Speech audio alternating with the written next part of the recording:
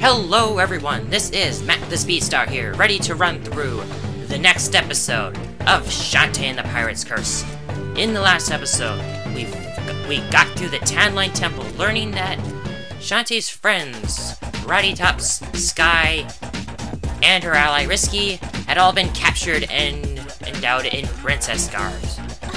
And after getting everything all cleared up, seeing that the real princess was not long dead after all, but was at the store for like 30 minutes, we got the golden pickaxe and cleared out a lot of the ruins, meaning we can cross the deserts, which is what we're going to do in this episode. We're going to cross the deserts, continuing off from where we got that cacklebat. So yeah, we're all set. Got plenty of hydration and had a nice, healthy, moist and delicious sandwich to boot. So yeah, we are all ready to cross the harsh desert full of archers, scorpgals, and a lot of other enemies. And I hate you scorpgals so much because you guys are so powerful and so annoying to defeat. And right here is basically impossible to completely float over, but that's how I learned that Shantae only sinks into the sand instead of the sand being an instant pitfall trap, like it sort of looks like. Anyways, as you can see here, there's no other way to go. And we got these annoying guys who can shoot little projectiles down. We're not gonna worry about them anymore. Can't move any further. There's a hole down here. Let's see what awaits us. And it is the Lost Catacombs, the third den of evil in the game. And I'm going the wrong way. Well, actually, I can go either way, because the first half of the den of evil here is essentially your choice. You can go either way, but you need to go both ways in order to progress to the second half of the dungeon. Or I should say, like, second part. Yeah, there's a save guy right here. I did mean to do this in, like, in the previous recording. I wanted to start this, but I didn't want the episode to drag on for too long. So let's head down here, open this up, and Lost Catacombs map. This early in the Den of Evil, which is good. And as per custom, I'm using the Pro Controller every time I enter a Den of Evil. And there we go. That's the map. Now, these platforms right here are very tricky. You have to hit them precisely, and they flip over after a while. So yeah, just really watch yourself. Really watch yourself on that one, because the timing on getting on that platform is a little weird. But if you do that right, you will get a key.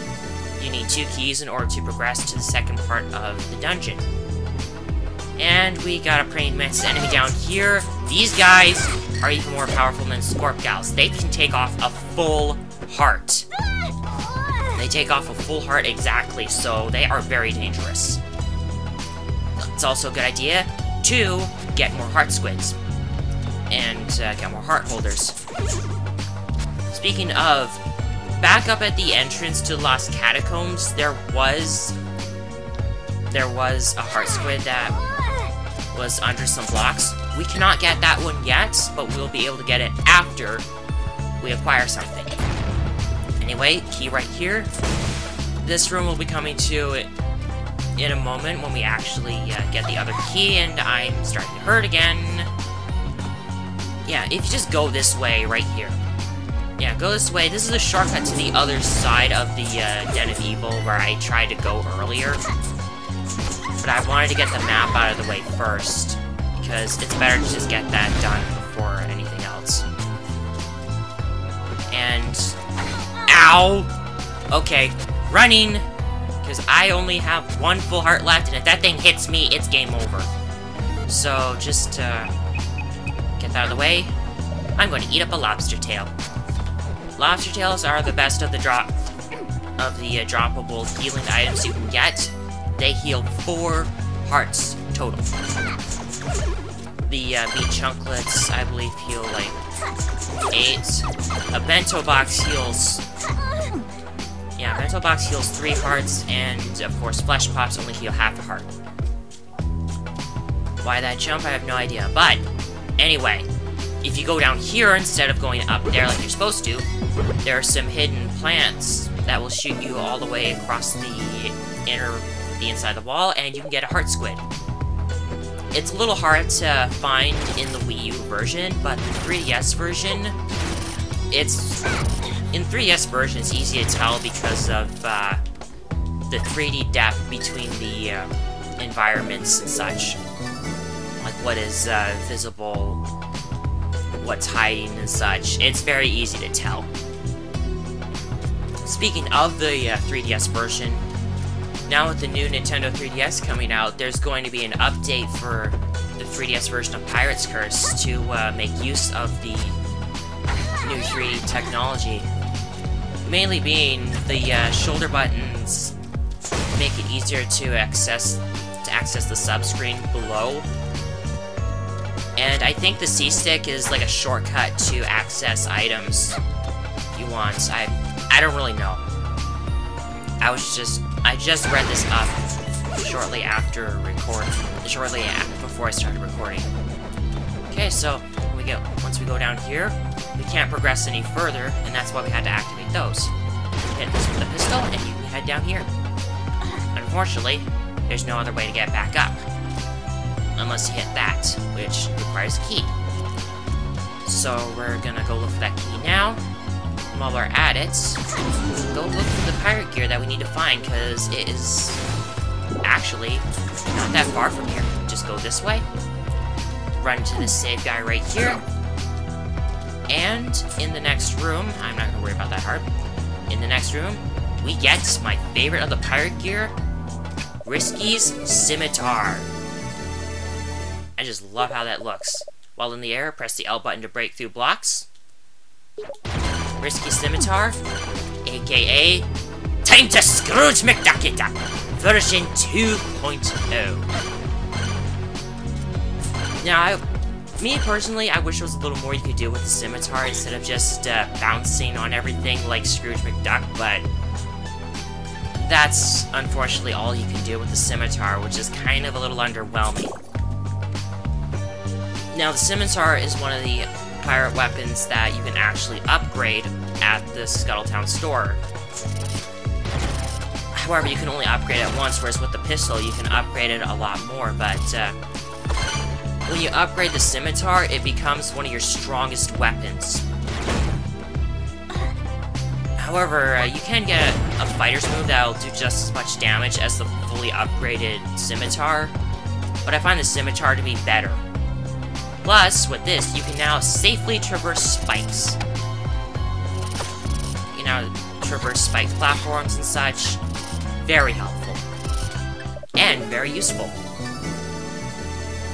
Now, I'm sure if you guys know, if you've looked at the wiki once, there was a screenshot of the Spiderweb Island forest in which Shantae had the scimitar out, actually holding it like she was about to swing it at something.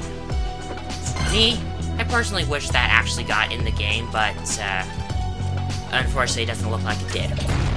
Anyway, with that, got the key, hit that, and updraft, which means wind physics. Let's just ride it up here, and you can move on.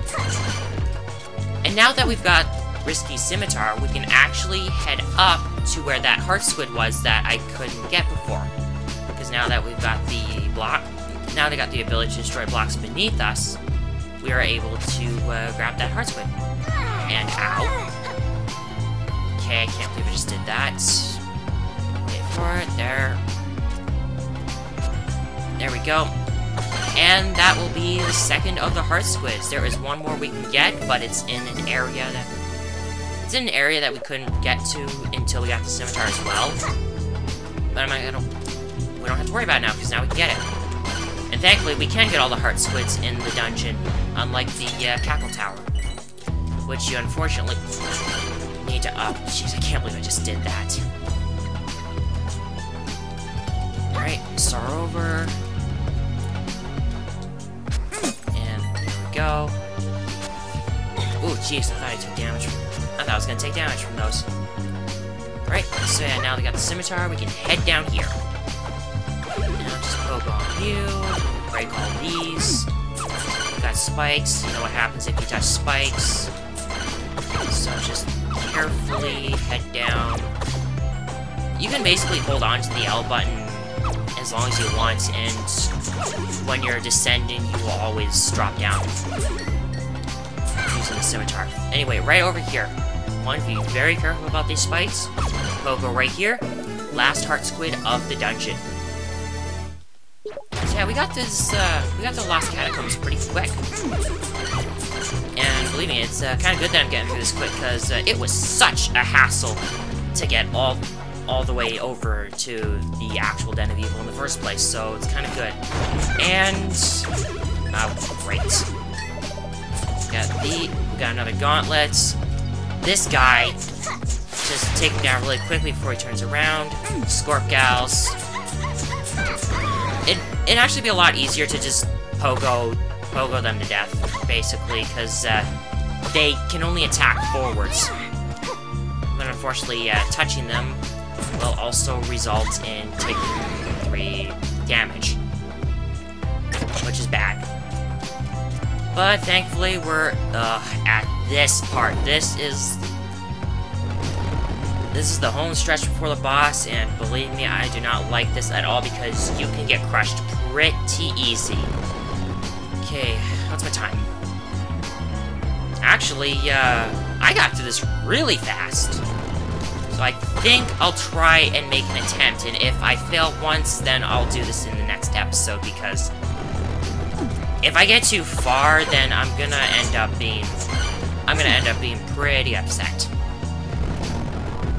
So while going through here, you'll notice my gem count is like really high. I went back to the Tanline Temple after the last recording and went and did some grinding. The best place to grind for gems is in an area where I got one of the keys, and I made it! I made it! Really nice.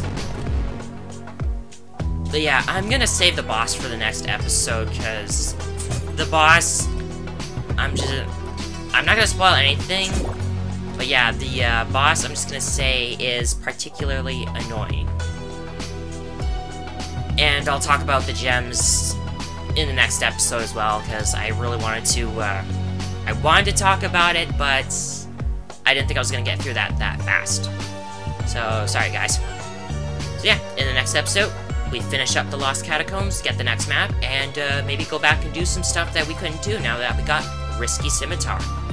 This has been Matt the Speedstar, and I will see you guys next time.